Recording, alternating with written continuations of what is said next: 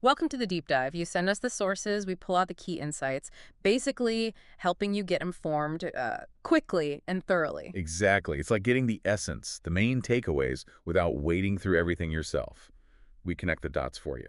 So today we're diving into a story someone shared for our learner persona, someone wanting knowledge efficiently without feeling swamped. Mm. And the story, well, it has some really potent lessons about achieving goals. It really does.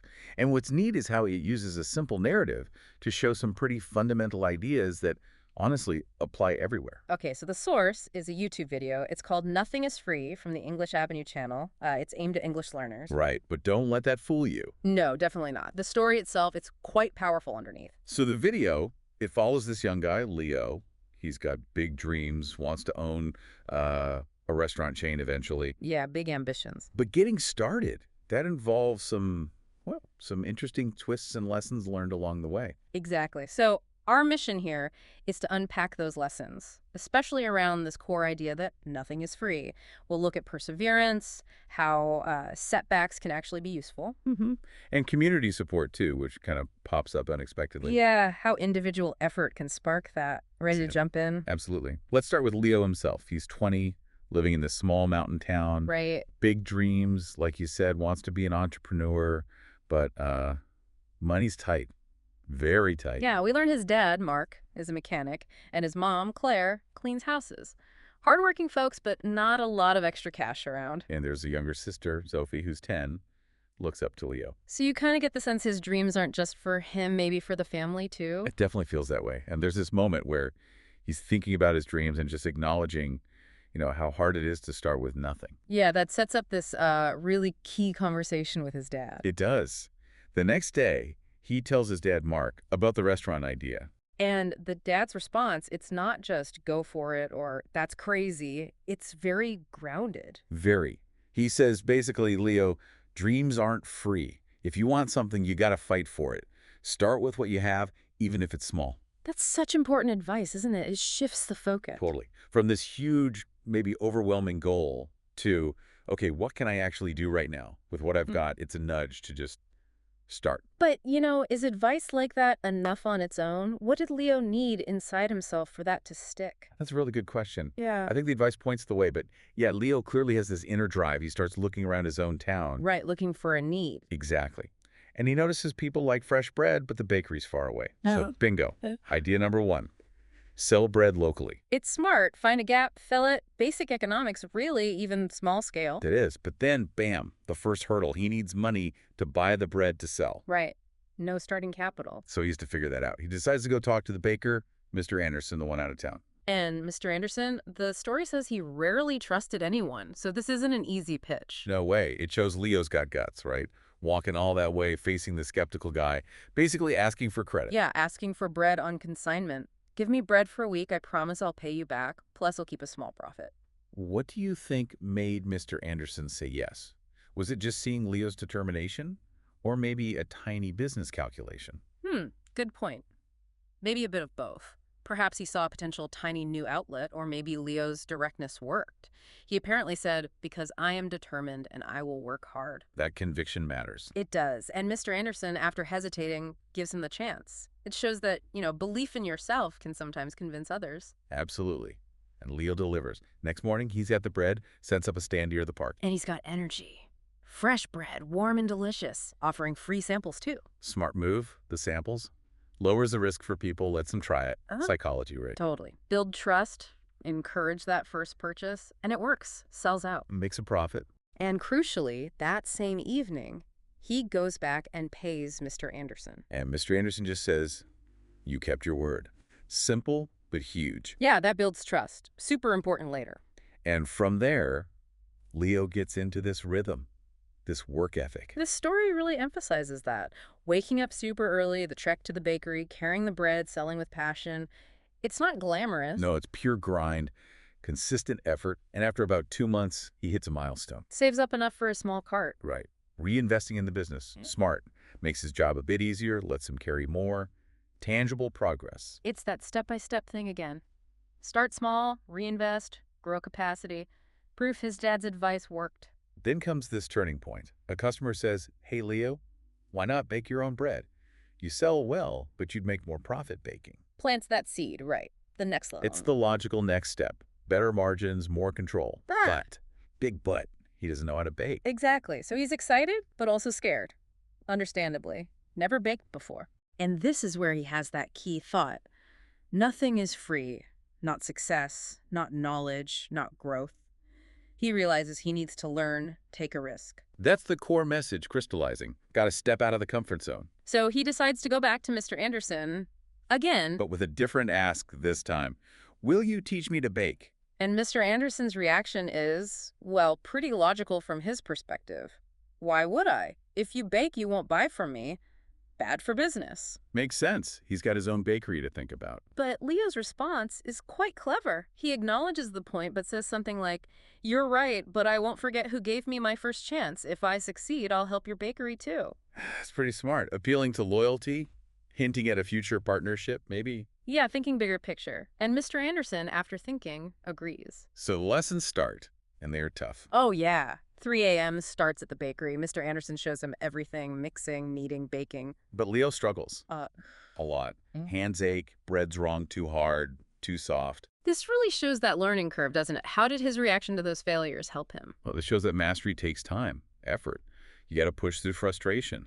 Those failures aren't stop signs. They're like feedback. And there's this moment he feels totally defeated, wants to quit, Understandable. but then he remembers his dad's words again. Dreams are not free. That why. It pulls him back. Exactly. Reminds him it's effort is part of the deal. So next day, he's back, focused, practices meticulously. And slowly, he gets better. Mm-hmm. And after 2 weeks, Mr. Anderson gives him a loaf and says, "This is perfect, Leo. You're ready." wow. Must have felt amazing. Validation. Totally. Proof that sticking with it pays off. He didn't let failure define him. He learned from it. Now he has this valuable new skill. So he takes the plunge, starts baking at home, rents a small oven. And the family chips in. Sophie helps pack. His mom makes tea. That support matters. Definitely. And he expands cookies, pastries, and the town loves it. Yeah. Leo's bread tastes better than anything. He's not just a reseller now. He's a creator, finding his own niche. Adding value, making something unique. But you know how it goes. Success attracts rivals. The competition arrives. Yeah. A new bakery, run by Eric. Bigger shop, looks fancier. And Leo sees his sales dip. It's a real threat. Now, Leo reacted proactively, but what if he just gotten discouraged? What's the lesson there about mindset? Yeah, it shows you need that resilience, adaptability. A fixed mindset sees competition as defeat. An entrepreneurial one sees, okay, what can I learn? How do I adapt? And Leo definitely has that adaptive mindset. He doesn't just mope. He talks to his customers. Smart market research 101. Ask them, what do you like about Eric's place? What could I do better? And the feedback is about appearance, Mm-hmm. the shop, the cake designs. Right, so he's getting direct intel on where he needs to improve. It's not just about the bread itself. Exactly. So what does he do? Takes action, uses his savings, paints his cart, adds decorations, starts giving free samples of new stuff, Okay. and he teaches himself cake decorating, watching videos at the library. Wow. Continuous learning. That's impressive. Yeah. It's not just one skill. You need a whole toolkit. Presentation matters. And that willingness to learn keeps him resilient. It shows that growth mindset again. He's not stuck. He's actively adding skills. There's that nice moment, too, with the elderly woman. Oh, yeah, that was touching. She basically says, lots of young guys give up when it gets hard. You didn't. That's why we trust you. It really highlights how perseverance builds reputation, loyalty. It's the human side of business. People connect with that grit. Yeah, it's not just transactional. It's the person and that trust he built, that social capital becomes really important later. Definitely. Reputation is currency. So things are looking up again. Business grows. He rents a small shop. Leo's fresh bakes. Family's still helping. He's thinking bigger. Seems like he's made it through the rough patch. Yeah, but then disaster strikes. A fire at the shop. Significant damage. Oh, man. That's a major blow. A crisis. Could easily finish someone off. The townspeople are worried. Some are doubtful he can recover. Understandably. But Leo, though heartbroken, his first reaction is incredible. He says, "This is just a challenge. I won't give up." Wow. That mindset again. Just refusing to see it as the end. Reframing it instantly. Not defeat, just another obstacle. So what does he do? Where does he turn? He goes to see Mr. Anderson, who's retired now, for advice. And what does the mentor say? Mr. Anderson's wisdom is perfect. He basically tells him, Leo, you already know the answer. You taught yourself nothing's free. Work harder, believe in yourself, and others will too. It's like saying, you got this, you've already learned everything you need. A real affirmation. Totally. He's not giving Leo a solution. He's reminding Leo he is the solution. And Leo runs with it. He does. Doesn't wait around, starts baking at home again with whatever gear he salvaged or could borrow. Wow. No hesitation. Goes to his customers, assures them he'll keep supplying them, even if it's smaller scale for now. And that sheer refusal to quit. That must have resonated. Yeah, big time. The community sees his effort, his determination, and they step up. Donating ingredients, money, volunteering to help fix the shop. So that's where the community support really kicks in. And Leo has another realization. When you work hard and never give up, people notice. They want to help someone who helps themselves. It's that reciprocity idea. Yeah. His hard work built goodwill, and now it's coming back to him. Self-reliance sparking collective support. Exactly. And eventually, the bakery reopens, rebuilt, bigger, better. Fantastic. The mayor even calls him an inspiration.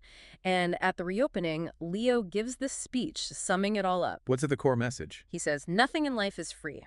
Not success, not respect, not love. Everything must be earned with hard work, patience, and persistence. Never let failure stop you. Every challenge is just a step to something greater. Powerful, really captures the whole journey. It's about life, not just baking. Definitely. So if we boil down the takeaways from Leo's story, first, dreams need work, real work, sacrifice, no shortcuts. Right. Second, failure isn't final. It's actually essential learning. Part of the process makes you stronger. Third, helping yourself often inspires others to help you. That initiative, that work ethic, it draws support.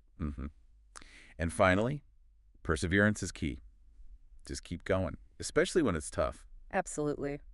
So for you, the learner listening in, hopefully Leo's story gives you some food for thought. Yeah, whatever your goal is, learning a skill, a big project, some ambition, these ideas apply. Hard work, learning from bumps in the road, sticking with it. This simple story, it really packs a punch about what it takes to achieve things. The path isn't usually smooth. No, but the effort, the resilience, Ah. that's what shapes the progress. So maybe a final question for you to think about. Reflect on a time you hit a major obstacle. How did those principles, Leo showed the hard work, learning from it, finding solutions, how do they factor into your own experience? And maybe ask yourself, right now, what bread are you trying to bake in your own life? What's the thing you're working towards persevering for?